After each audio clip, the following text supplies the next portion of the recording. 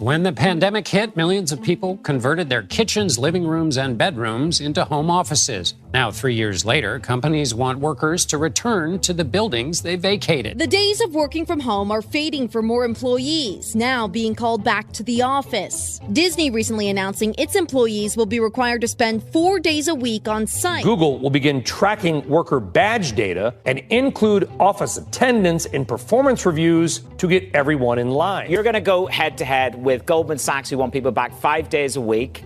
You've got government and tech. Do you think you'll ever get back to pre-COVID levels?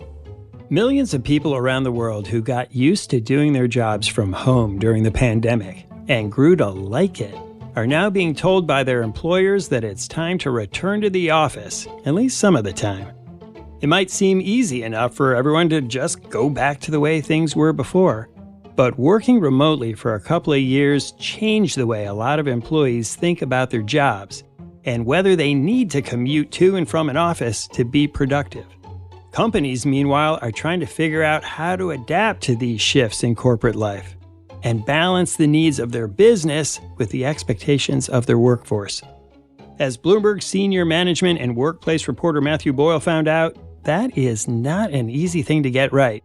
And every country and every company seems to have a different approach. You have legislation either pending or proposed or actually being passed that is going to codify, protect the right to work from home.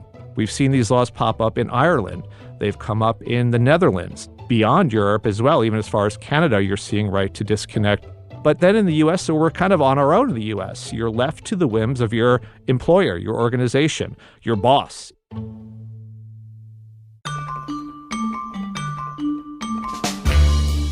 I'm Wes Kosova. Today on The Big Take, the tricky transition from WFH to RTO.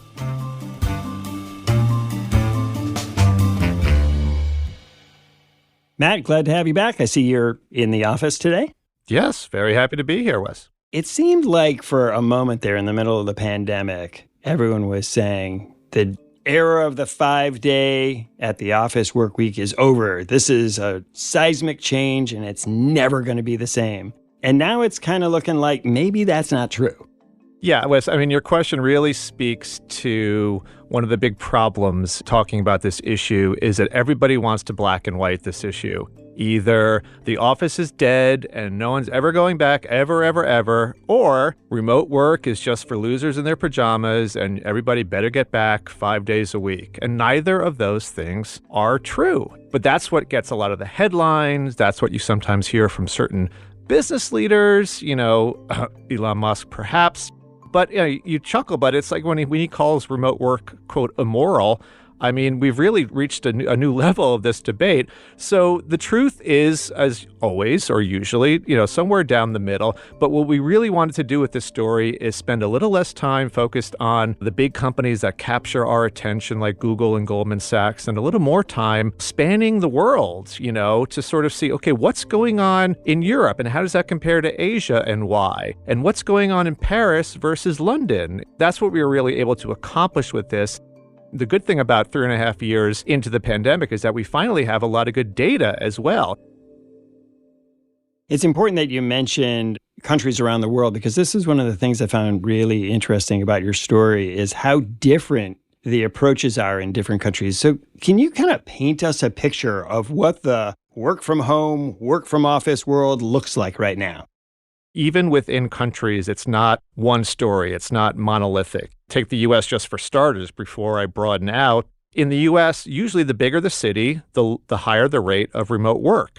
And whether that's due to the fact that, in New York and other big cities, we got to spend a lot of time schlepping to an office, or whether that's because in big cities you have more so-called knowledge workers or creative types, jobs that are more conducive to remote work, or whether that in the U.S. is because we have bigger houses and we're more likely to have a wonderful work-from-home arrangement in our basement or in that third bedroom that no one's using, rather than being cramped in a small apartment in Hong Kong with 4 roommates that you just want to get the heck out of. So there in that city, and this is something we've written about before, but you've got tiny apartments, but you also have a very efficient public transport system. So that's going to give residents there fewer reasons to work from home. I also came across some fresh research by Nicholas Bloom and his crew, who are sort of the gurus of remote work research out there in Stanford. And they found that Asian nations, because they did a better job of keeping COVID under wraps in the pandemic's first year, people there didn't get as accustomed to working from home as we did in the U.S. To move to Europe, what fascinated me there was that you have legislation either pending or proposed or actually passed that is going to protect the right to work from home, to protect the right of a worker to disconnect from their employer after normal business hours. We've seen these laws pop up in Ireland. They've come up in the Netherlands. There is a pan-European movement around this right to disconnect. You're seeing this legislation being proposed and passed. That's a policy solution that I don't really think we're going to be seeing in the U.S. anytime soon, certainly not in the halls of Congress. We may see some statewide protections around the right to work remotely. But then in the U.S., so we're kind of on our own in the U.S. You're left to the whims of your employer, your organization, your boss in many cases.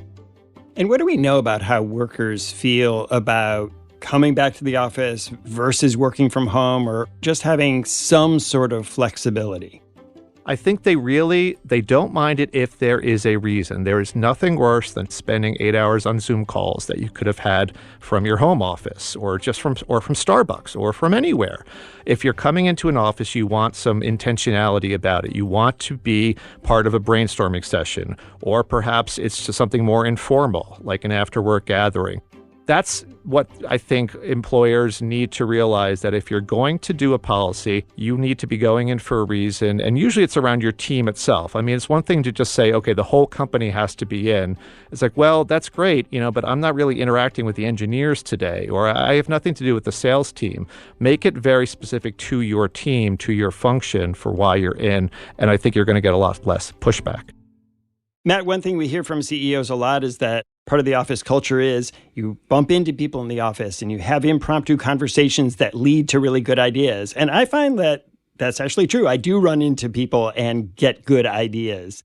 But I also find that when I'm working at home, that sometimes the company gets more work out of me because I'm just focused and sitting here working all day instead of having all those conversations. The number of times I've bumped into someone and bounced a story idea off them and realized it was either A, good idea, or B, I should just shut up about it and move on. I mean, those are valuable. But let's say if I'm writing a story, doing heads down work, that is when being home, I think, really benefits any sort of desk-based worker. You don't have the constant drumbeat. You might still have the pinging of Slack, but at least you can turn that off. But you're not going to have people so-called desk bombing you, just sort of sidling up and saying, hey, Wes, how about those Knicks? You don't really need that when you want to get heads down focused work done. So I think there's definitely a value for both of those. It's figuring out how much time do you need to spend at home to get that sort of private, more focused work done, and what are the opportunities for you to be in an office, and again, having those more sort of spontaneous connections that I agree certainly do happen. It's just sometimes it seems like a little bit more is made of them. A lot of interactions people have in an office, especially underrepresented minorities, are not wonderful. They're not wonderful at all. They're microaggressions. And that's a big reason why when you polled, for example, Black Americans, they were much happier, felt much more productive and satisfied in the early months of the pandemic when everybody was remote. Matt, there also seems to be sort of an about face on the messaging from companies. During the pandemic, a lot of companies were really quick to say, even though our workforce is at home, they've never been more efficient and never been more productive. And now that the pandemic is behind us and people can come in, people are saying, working from home isn't as efficient, it isn't as productive, and we need people to come back in. And it's sometimes the same companies. Yeah, there was this sort of sense of, okay, I think, we can do this. This is amazing. This was surprising, again, to at least to some people, those who didn't really study remote work. Now, though, as some of the more data is trickling out, you are seeing cases where sometimes people will cherry pick a new bit of research that comes out that says, for example, Indian data entry workers were 18% less productive, while working remote. Everybody jumps on that. And then on the other hand, you still have, reams of data and research showing from different researchers that call center workers can be as productive, if not more productive and happier working remotely. I mean, you look at a call center worker, for the most part, you can be doing that from home. We are at least finally seeing some more nuanced and progressive approaches to this, with a lot of companies settling on some type of hybrid. And again, a hybrid doesn't always work. You can really screw up a hybrid plan if you don't spend a lot of time researching it and figuring out what types of work your workers do and where do they best do those jobs. I've got some data for you from Gallup, which is a very reputable polling organization, that shows that when you go from 3 to 4 to 5 days in the office, employee engagement kind of drops off a cliff, because you might have people who are very used to 3 days in the office and they had their life sort of fixated around that. I know when I'm home, I know when I'm in the office. And then you move that to 4 or 5 days kind of on a whim. It'll uproot a lot of people's lives. And of course, you're still going to lose some of those people. And that's an important point, because this balance of power between companies and workers is always slightly shifting. During the pandemic, when there was this very tight labor market, work from home was one of the incentives. I remember people would say it's like the first question they would often hear from new job applicants: what is your flexible work arrangement? And now that the labor market isn't quite as tight and people aren't as willing to leave, maybe there aren't as many opportunities, companies seem to be understanding that they've got a little bit more power. I mean, if you're a smart employer, you're going to be offering at least some type of flexible work arrangement for the people you want to hire. So while, yes, the balance of power has shifted back certainly more towards the employer in recent months, I still think if you have skills that are in demand, you should be able, if not to write your own ticket, then at least to have some say over, where, when, and how you'll work. After the break, with fewer people working downtown, what will happen to all that office space?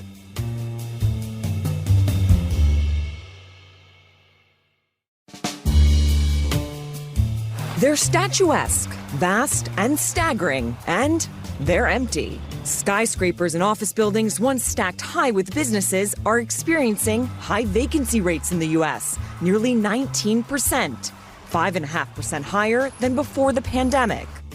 Matt, another thing that comes into play in these discussions about return to office seems to be office real estate in cities. Companies have a lot of office space and they don't want it to stand empty. Yes, and 20% of it in the U.S. is empty right now. Office vacancy rates are at an all-time high, and with interest rates rising, a lot of the loans that are backing these offices are coming due. Companies are just wholesale, sometimes 30, 40, even 50% of their real estate. And many times these were long overdue moves. Companies grew up fast. Let's say especially if you're a hot, fast-growing tech startup, you'd sometimes have 5 or 6 offices in the same city, in like Austin. We got offices everywhere. We just need them. No, you didn't really need 6 different ones. So consolidate into 1 or 2, probably a wise idea. But yes, there is a reckoning here for the commercial real estate sector. And unless you have what they call, Class A real estate with all the bells and whistles, you're probably, on the hunt for some tenants right now. Why is it that 80% of offices traditionally were just individual desks and cubicles, and only 20% was collaborative space? That should be flipped. And in a lot of workspaces and offices, it is flipping right now. A lot more space set up for what we call neighborhoods. You'll do some work with your team, but there's also space for hanging out, a lot more open space, outdoor space.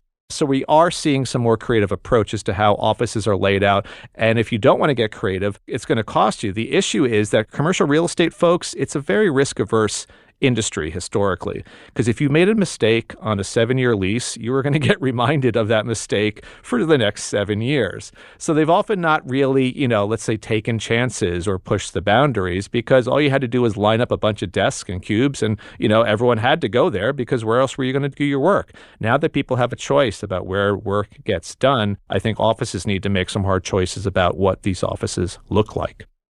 And it's not just companies that are bringing pressure on workers to return. It's politicians and governments. You see the mayor of Washington, D.C. telling Joe Biden, you have to bring federal workers back to the office because the downtown businesses can't survive. We need decisive action by the White House to either get most federal workers back to the office most of the time, or to realign their vast property holdings for use by the local government, by nonprofits, by businesses, and by any user willing to revitalize it. D.C., New York, Mayor Adams has been very vocal. I'm trying to fill up office buildings, and I'm telling J.P. Morgan, Goldman Sachs, listen, I need your people back into office so we can build the ecosystem.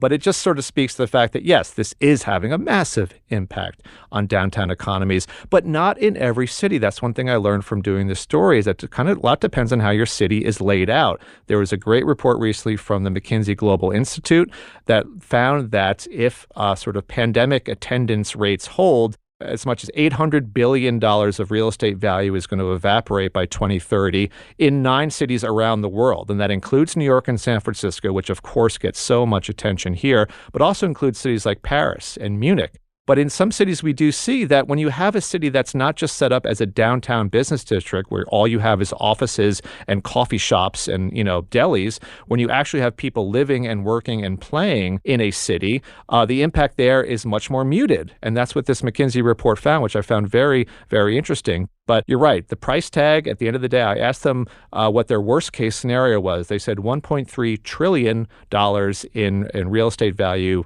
gone by 2030 in these 9 global cities if attendance rates continue to fall or even sort of plateau where they are. Because right now in the U.S., attendance is not going up. We'll see if it goes up. We will see if we can get above 50% of pre-COVID levels in these 10 major cities that are often tracked and that we track on the Bloomberg terminal. But I don't know. The past 2 years, we've thought, okay, Labor Day, everyone's going to come back, right? No. For 2 years straight, no. So we'll see what holds this time around. I can imagine a lot of our listeners who don't work in an office, maybe they work in manufacturing or they work in retail or drive a delivery vehicle, seeing this conversation and saying, oh, boo-hoo, these people have to go to work. Yeah, that's been sort of a common theme throughout the pandemic, is that I think we spend far too much time focusing on desk workers. And in terms of the coverage, in terms of the research reports, it's always, what are the software engineers going to do at Google? And, what are the journalists at Bloomberg and the New York Times doing with their RTO policy? And meanwhile, you have more than half of America, frontline workers, nurses, teachers, doctors, truck drivers, Walmart cashiers. But I think a step back perhaps is required so that, again, it doesn't just become black or white or, a conflict. Then all of a sudden you've got sort of the frontline workers and the knowledge workers sniping at each other when everyone should be realizing the way all of us are working has changed. And I think there have been improvements, maybe not as noticeable improvements for frontline employees, but I think work is changing no matter what type of work you do. And Matt, you write about people at the very other end of that spectrum, what you call digital nomads. Yeah, and these are people who throughout the pandemic or at some point in the pandemic just said, look, I've got a job that I know I can do from anywhere in the world, not just at Starbucks. I'm talking about Portugal. I'm talking about the beach, and I'm very highly compensated, and my employer either doesn't know where I am or doesn't care as long as I get my stuff done.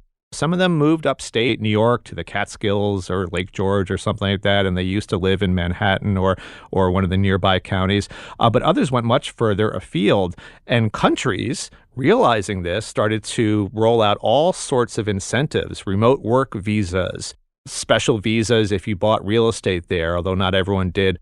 You also saw some cities in the U.S. as well doing this, giving incentives to more far-flung cities who suddenly said, oh, wow, we can attract a lot of workers. Boise is a perfect example. Boise, Idaho. I don't think a lot of tech workers were living there in, let's say, the 2008. But during the pandemic, a place like that became much more popular, so much so that actually property prices, guess what happens to property prices when a lot of well-off, well-to-do remote workers show up? They skyrocket. Sometimes the locals get a little bit annoyed at that. And then guess what happens? Sometimes the companies say, oh, by the way, we now want you back. You have issues around how do we tax those workers? We have issues around how do we pay them? Do you give a 10% pay cut to someone who moves from San Francisco to Boise or not? What we've seen with digital nomads, though, is that whereas cities like Lisbon and a lot of European cities had been very popular, we're now seeing a bit of a migration. Both Portugal and Ireland have kind of thrown out the welcome mat to some of these digital nomads, rescinding some of the benefits and visa-related stuff they had extended in years past. So those digital nomads are smart people. They are just packing up and moving to places like Seoul, Ho Chi Minh City, Manila. So what impact they will have on those local economies remains to be seen. When we come back, so what does the office work week of the future look like?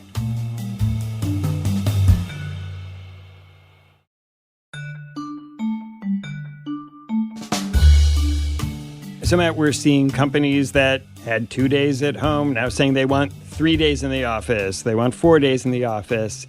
Where do you think this is heading? Well, I hate to say it depends, but a lot does depend. If you go from 3 days in the office to 4 and your turnover spikes, and you lose some of your most creative workers, some of your best and brightest, or some of your younger people that you had spent a lot of time recruiting and saying you are the future of the organization. If you then lose those folks, I would hope that a CEO might rethink that policy unless there's something else he or she is really, gaining from it. On the other hand, you could go from 3 days to 4 days. And if you're giving people reasons to be on all 4 of those days and people are able to balance and integrate their work and their life together. I mean, it's really funny, Wes. We did a column the other week from Sarah Carmichael, one of our opinion columnists, who said these RTO battles sometimes pit spouses against each other. And I know that for a fact. I'm in currently 3 days a week. My wife is in 2 days a week in offices in Manhattan. That works out very well because that equals 5. But if, let's just say one of us moves to 4 or my wife moves from 2 to 3, that is going to shake up our life a little bit. Not as much as if, we had 2 young kids in diapers, but we do have 2 kids and we're balancing a ton of stuff outside of work and outside of the home. What impact will that have? We shall certainly see, but I would hope that any business leader, any organization is not just going to do this as a knee-jerk reaction or just because they read something about, moving from here to there. Talk to your employees, survey them, ask them, how the current policy is going. Matt, always great talking with you. Thanks for coming on the show. Thanks a lot, Wes. Great to be here. Thanks for listening to us here at The Big Take. It's a daily podcast from Bloomberg and iHeartRadio. For more shows from iHeartRadio, visit the iHeartRadio app, Apple Podcasts, or wherever you listen. And we'd love to hear from you. Email us questions or comments to bigtake@bloomberg.net. The supervising producer of The Big Take is Vicky Vergolina. Our senior producer is Catherine Fink. Our producers are Mo Barrow and Michael Falero. Hilda Garcia is our engineer. Our original music was composed by Leo Sidran. I'm Wes Kosova. We'll be back tomorrow with another Big Take.